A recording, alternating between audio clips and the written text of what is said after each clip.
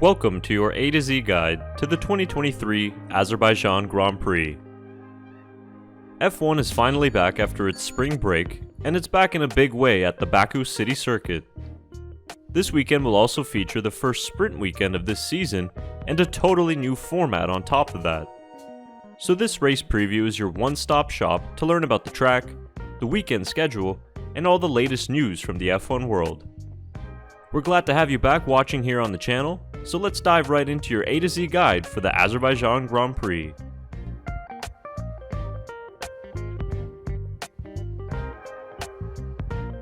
The Baku City Circuit has garnered quite the reputation in its short history, but it is quite a technical and challenging street track. At 6 kilometers in length, it is the third longest circuit on the current calendar. Baku can be easily described as a mix of Monaco and Monza with its characteristics. Ideally, teams would want high downforce in Sector 2 to navigate the tight corners, and low downforce in Sectors 1 and 3 to maximize straight-line speed. So the setup compromise teams find is closer to that of Spa-Francorchamps. The tarmac on the Baku City Circuit is very smooth, and getting tires up to temperature can be tough due to the low average steer angle, which results in very little energy being put into the tires. That means teams have to rely more on heat from braking to keep tires warm, since not as much energy is generated in the corners as at other circuits. And finally, the section from the exit at turn 16 leading to the braking zone for turn 1 is the longest full throttle passage of the year. This also sets up the best chances of overtaking at turn 1 and then into turn 3, with the possibility of more moves being tried at turn 4.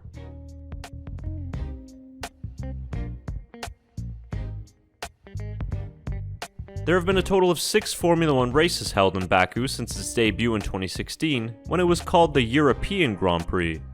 It was renamed to the Azerbaijan Grand Prix in 2017, and has provided us with fantastic races and tons of memorable moments since.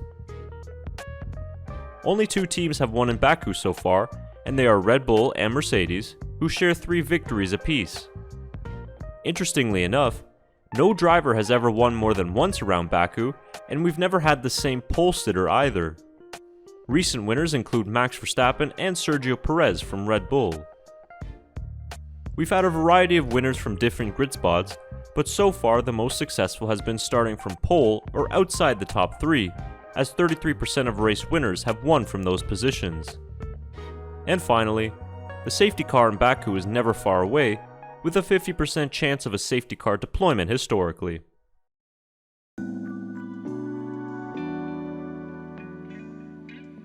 Nailing the right race strategy around the streets of Baku is next to impossible, as this is one of the most unpredictable races of the year. In its 6-race history, we've seen 7 safety cars, 2 red flags, and 3 virtual safety cars, so strategies change on the fly. The most common strategy for the Azerbaijan Grand Prix is a one-stopper because the tires are not undergoing much load or energy.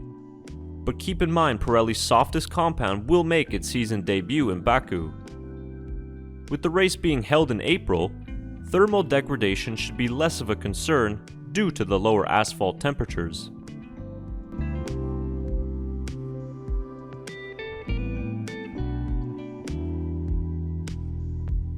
This is the first sprint weekend of 2023 and also the debut of the all-new format. Only 1 free practice session will happen on Friday, followed by qualifying to set the grid for Sunday. Saturday features a qualifying session to set the grid for the sprint, and then the sprint race itself. For a more detailed breakdown of the new changes, check out our latest video on the topic after you're done watching this video.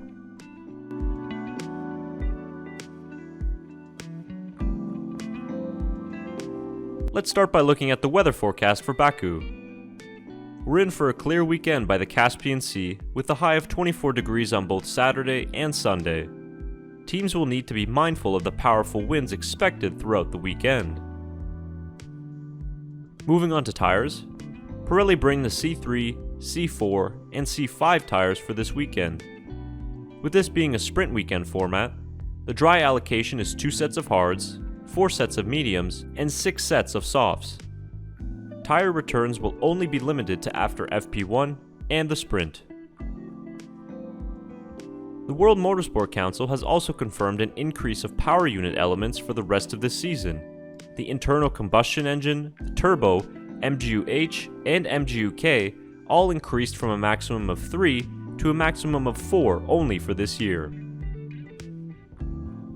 So that'll do it for your A to Z guide to the 2023 Azerbaijan Grand Prix. Make sure to comment your podium predictions down below, and also include any last minute news we might have missed.